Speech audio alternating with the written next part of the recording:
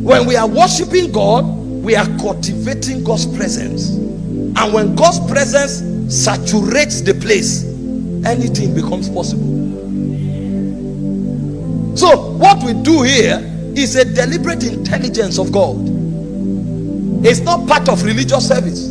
It's a strategy of the spirit realm. Look at what the Bible said in Psalm 22 verse 3. It said, the Holy One is enthroned upon the praise of Israel. That means the way the throne of God manifests in the church is when praises rise. So when praises rise, we relocate God's throne from heaven to earth. He sits upon us the way he sits on the throne. So we literally become his throne. This is why anybody who is given to worship and praise, anywhere he goes, God shows up. And you are wondering, what are you doing? He carries divinity in a tangible manner.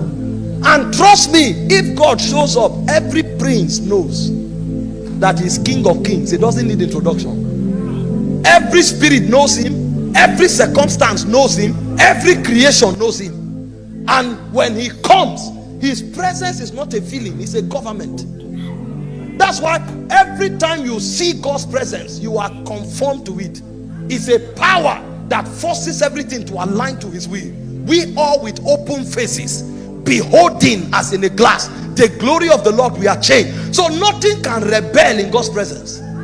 When God's presence comes, it brings divine governance, book alignment. This is why there are certain prayers that will not be necessary if we know God's presence. See, there may be a tumor in your body. Wait until God's presence shows up. Every cell in your body knows the dimensions that were commanded when you were created. So when God's presence shows up, the cells will advise themselves to align. You can't rebel in the presence. The majesty is too much. Didn't you read about the 24 elders? The moment he appears, they fall on their faces. Cancer falls at the presence.